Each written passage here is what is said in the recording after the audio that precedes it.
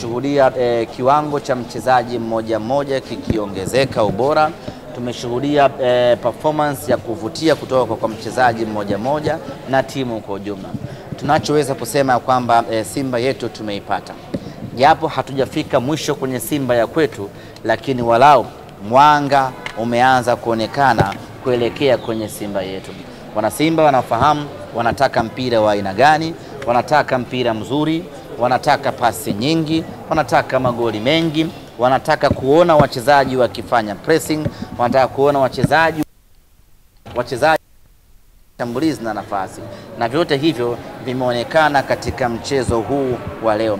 Lakini watu wameshuhudia mabadiliko ya kikosi, lakini kama tumeshuhudia mabadiliko ya wachezaji mmoja mmoja, kitu ambacho kimeweza kuwavutia watu wengi hii leo. Na kila mwana Simba ambaye anaondoka hapa Benjamin Mkapa hii leo anaondoka akiwa na furaha ya hali ya juu mno baada ya kuiona Simba mpya, Simba ya kwetu. Nasema kwamba Matola amerahisisha mpira, anaonekana mwepesi pinzani wenu leo.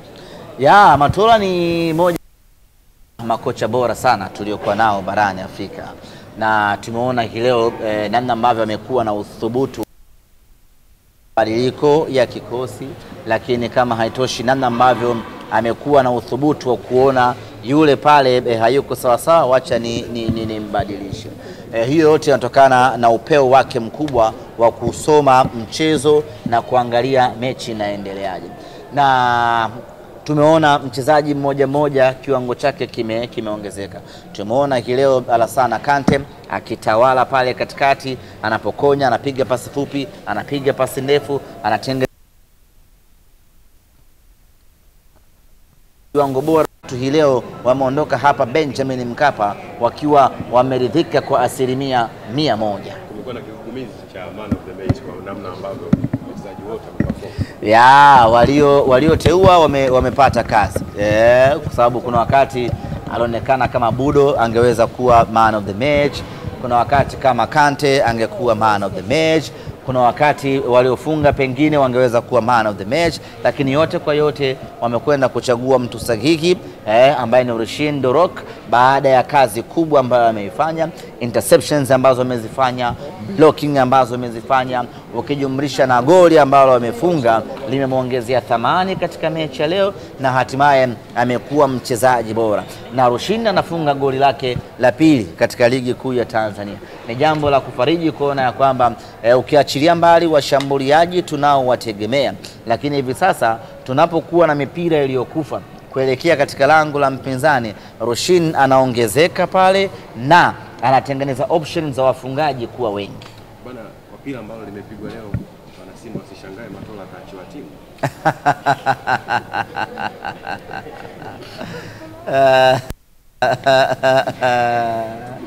Tusubiri viongozi wataamua.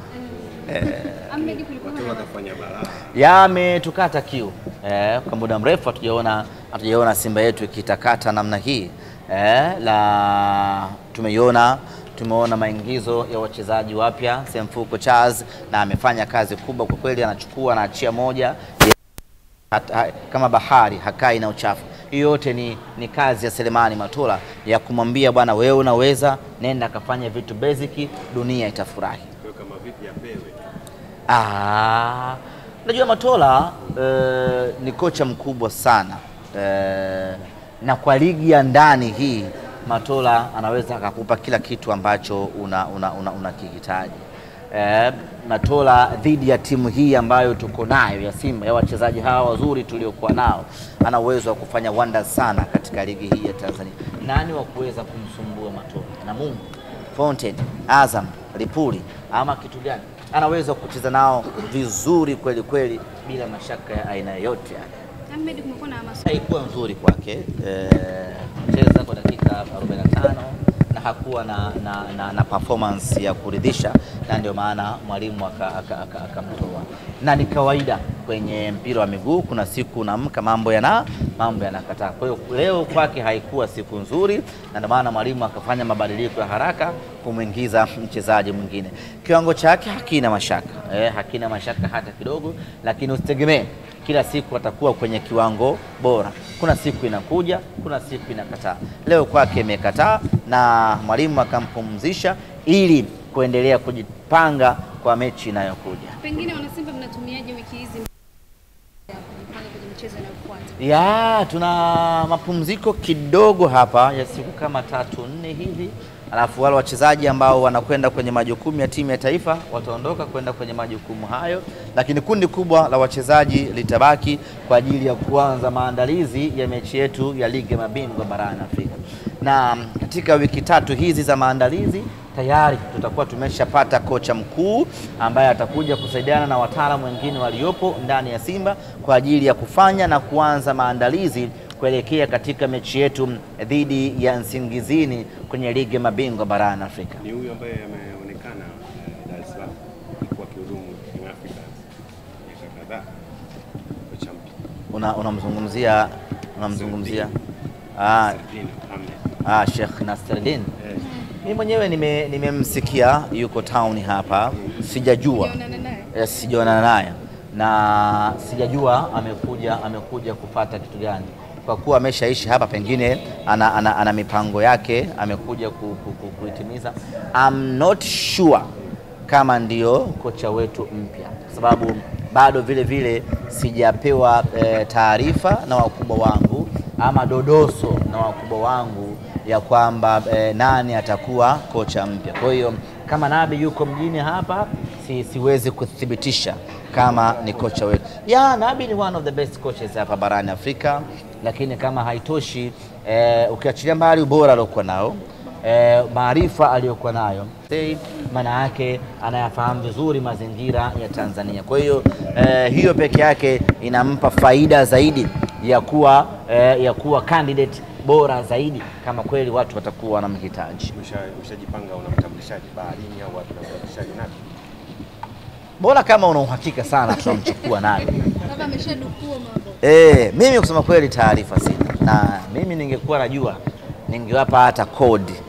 Lakini kusema kweli ni declare hapa ya kwamba sijui kocha gani, lakini ndani ya wiki hii tutakuwa tumemaliza mchakato mzima wa kocha.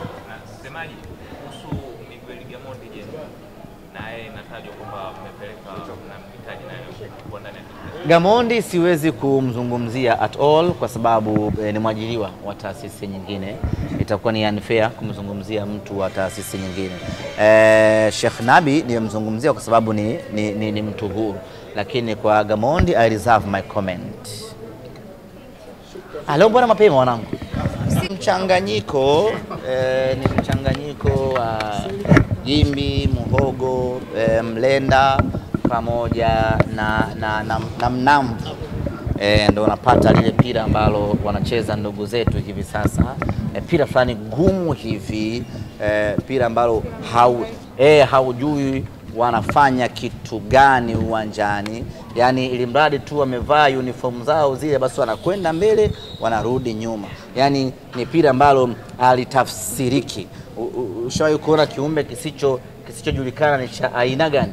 Basi ndio pira ambalo wanacheza jamaa zetu. Sasa wamekuwa na vikao vingi vya kutaka kumfukuza bwana Foil. Na Foil sio kumfukuza, yani wanamshawishi ajiuzuru. Kwa sababu wakimfukuza inabidi wamlipe. Na yeye hataki kujiuzuru. Kwa hiyo kilichofanyika, wakawapanga mashabiki pale Mbeya pale. Umeona bana? Wakawapanga mashabiki pale Mbeya wamzomee Foil. Ili Foil yakasirike abwage manyanga. Na Foil kasema hata warushe mawe mimi hapa sitoki. I'm telling you my brothers and sisters.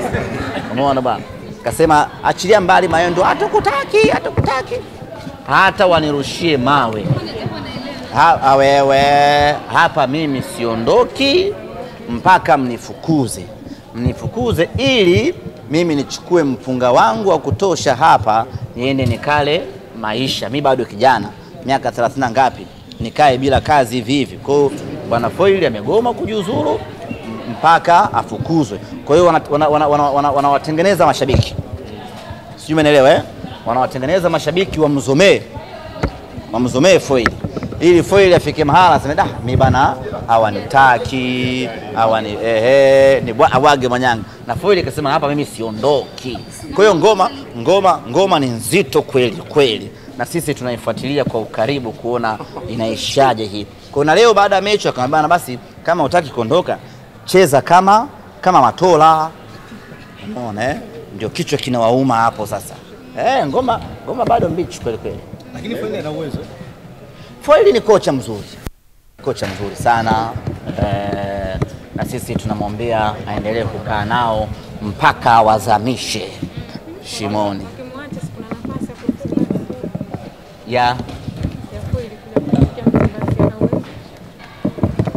Abaki huko.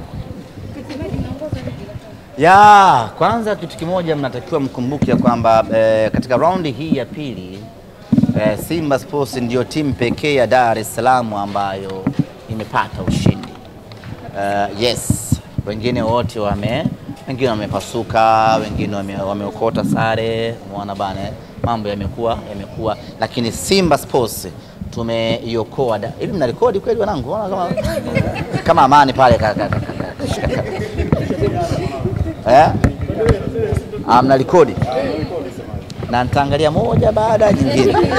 Sasa ni muda wa kuelezea. Nikiona content zangu hizi hazipo, siku nyingine sifanyi hapa interview. Leo tumefurahia sana, kijana wetu amefunga goli la kikatili mno. Bwana Selemani Mwalimu ama Mfalme Sele amekuwa na kiwango cha hali ya juu mno, na ukiangalia goli ambayo amelifunga kusema kweli ni goli la mshambuliaji kweli kweli. Alipokonya mali kutoka kulia mwa uwanja akaingia nao, akadrive, akasukuma, akaingia nao, akapace, akaingia nao mpaka kwenye nje ya boxi. Kufika nje ya boxi akasimama, akascan. Sasa pale alikuwa na option mbili, ana option ya Kibu, ana option ya Neo Maema, lakini akatulia, composure hiyo, utulivu, akaangalia hapa nifanye kitu gani, akamuona mlinda mlango amekaa vibaya, akaachia mkwaju. Ni goli la juhudi binafsi, na sisi tuna furaha kuona mshambuliaji ambaye tumempambania kumpata kutoka Morocco amekuja na kuanza kufanya kazi ndani ya Simba. Lakini tunao furaha kubwa kuona kwamba safu yetu ya ushambuliaji ndiyo safu inayoongoza hivi sasa kwa kufunga magoli mengi, na huu ni mwanzo ndugu zanguni. Niliwaambia hawa aina ya washambuliaji tuliokuwa nao ama aina ya timu tuliokuwa nayo, kuna uwezekano mkubwa tukafunga magoli 100 msimu huu, na kwa hali ilivyo mechi 2 goli 6, inawezekana tukafunga magoli 200. Huo uwezo, na hapa kumbuka Soa bado hajaanza kuonesha makali yake. Mwalimu Mfalme ndo kwanza amefunga goli lake la kwanza, striker ref ndo kwanza bado anautafuta ubora wake. Rushin ndio top scorer hivi sasa katika ligi ya Tanzania. Kwa hiyo mwaka huu ndugu zangu ni wana Simba, mambo mazuri yanakuja na mtafurahi. Kikubwa ni subira. Tusiwasikilize kabisa wapiga zumari. Wapo watu ambao wanapambana kuidogesha Simba Sports Club, kuiona Simba ya kwamba tuko katika dhofli hali kweli kweli, na reference yao ni mechi dhidi ya Gaborone, ambao sisi tunakubali kweli tulizidiwa kutokana na ubora wa mpinzani, lakini haiondoi ukweli ya kwamba sisi ni timu bora, ni timu nzuri, na ndio maana tuko hatua inayofuata hivi sasa. Lakini timu yetu ya Simba Sports Club, wana Simba, tukashikamana sawa sawa, huu mwaka ndugu zanguni yena mapema sana.